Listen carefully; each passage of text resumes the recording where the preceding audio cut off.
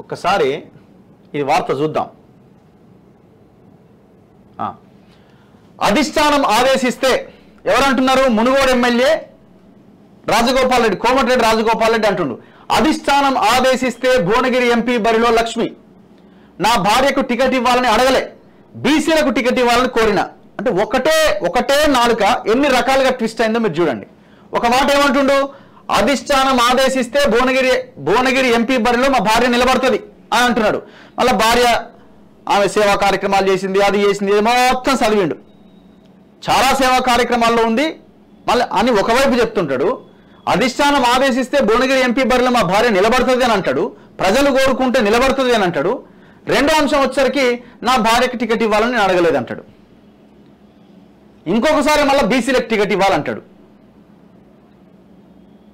మీరు బీసీలకి టికెట్ ఇవ్వాలని మీరే కోరుతారు, టికెట్ నా భార్యకు వద్దు, నేను అసలు అప్లికేషనే పెట్టుకోలేదని మీరు అంటారు. మళ్ళీ ఇంకొక వైపున ప్రజలు కోరుకుంటే మళ్ళీ అధిష్టానం ఆదేశిస్తే మళ్ళీ ఇవన్నీ లెక్కలు ఎందుకు వస్తున్నాయి? నువ్వు టికెటే వద్దనుకున్నావు నీ భార్యకి, బీసీలకు టికెట్ ఇవ్వాలనుకున్న మీరు మళ్ళీ మీ భార్య పేరు ఎందుకు తీసుకొస్తున్నారు? మళ్ళీ మీ భార్య ఇది చేసింది, అది చేసింది, మళ్ళీ ఇవన్నీ లెక్కలు ఎందుకండి? మీరు ఇంటర్నల్గా మీ భార్య టికెట్ కోసం భువనగిరి ఎంపీగా మీ భార్యకి టికెట్ తెప్పించుకోవడానికి సర్వశక్తులు వడ్డుతున్నారు. మీ అన్నేమో ఎవరైనా మీ బ్రదర్ కొడుకు పవన్ కుమార్ రెడ్డిని నిలబెట్టాలని మీ అన్న పైరవీలు చేస్తాడు. మీరేమో మా భార్యకి టికెట్ రావాలని మీరు పైరవీలు చేస్తారు. మళ్ళీ అందరూ కలిసి మళ్ళీ ఒకే తాటి మీదకి వస్తారు. అక్కడ ఉన్న వాళ్ళంతా రాజగోపాల్ రెడ్డి భార్య లక్ష్మికి ఇచ్చేయాలి, వీళ్ళందరూ వద్దులే అని మళ్ళీ అంటే వాళ్ళే కొన్ని పేర్లు సూచిస్తారు, వాళ్ళే ఒక దగ్గరికి వచ్చి ఆగుతారు. ఇప్పుడు ఆయన భార్యకి లక్ష్మికి టికెట్ ఇప్పించుకోవాలన్న ప్రయత్నంలో సర్వశక్తులు వడ్డుతున్నారు. మళ్ళీ ఏంది? మళ్ళీ ఇవన్నీ చెప్పుకుంటా మళ్ళీ నాకు మంత్రి పదవి నాకు ఖచ్చితంగా ఇస్తారు, కోమటిరెడ్డి వెంకటరెడ్డి మంత్రి, మళ్ళీ ఈయన కూడా మంత్రి పదవి కావాలా, మళ్ళీ నాకు ఖచ్చితంగా మంత్రి పదవి ఇస్తారు, ఆ మంత్రి పదవి అధిష్టానం ఇస్తుంది, ఆశీర్వాదం నాకున్నది అని మళ్ళీ అది. అంటే ఎంత దారుణమైన విషయం ఇది. మొత్తం ఉమ్మడి నల్గొండ జిల్లా మీద ఏంది మీ పెత్తనం? మీరు బీసీలకి టికెట్ ఇవ్వాలని నేను కోరుతున్నా అంటున్నారు కదా. రాజగోపాల్ రెడ్డి గారు దమ్ముంటే లెటర్ రాయండి,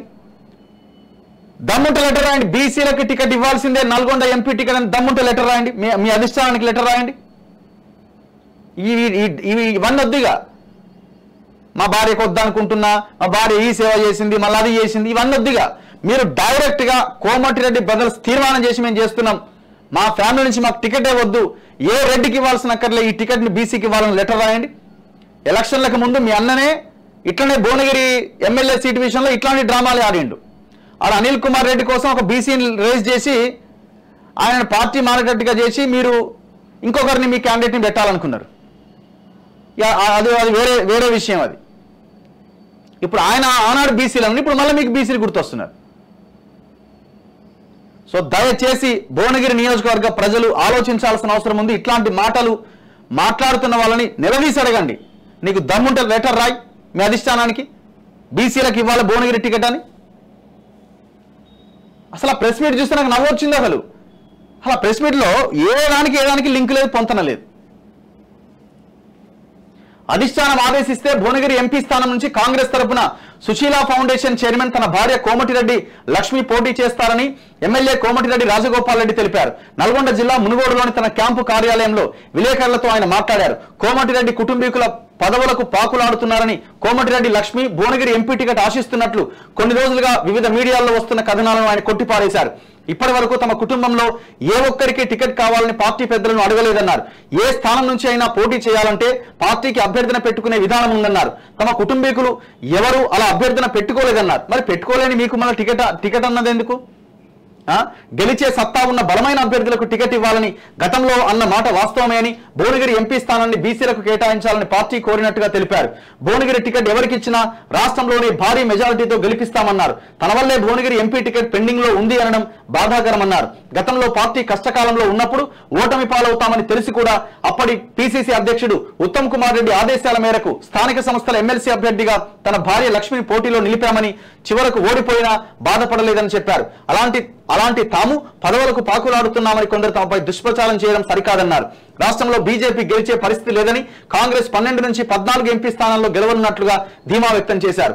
పార్టీలో తాను తిరిగి చేరేటప్పుడే అధిష్టానం తనకు కీలక హామీ ఇచ్చిందని, భవిష్యత్తులో తనకు మంత్రివర్గంలో స్థానం కల్పిస్తుందన్న నమ్మకం ఉందని అన్నారు. మరి ఇది కూడా ఎందుకు మంత్రి పదవి? ఆల్రెడీ మీ అన్నకు మంత్రి పదవి ఉన్నది కదా, చలో ఒక బీసీకి త్యాగం చేయి, ఆ మంత్రి పదవి ఇంకొక బీసీకి ఇవ్వండి నా ప్లేస్లో అని చెప్పు, లెటర్ రాయి. అంత డ్రామాలు, అంత మీ రాజకీయ జీవితం ఇంకా అద్భుతంగా ఉండడానికి మీ స్వార్థం కోసం మాట్లాడుతున్న మాటలు తప్ప ఇందులో ఎలాంటి నిజాయితీ లేదు. నిజాయితీ ఉందనుకుంటే లెటర్ రాయండి.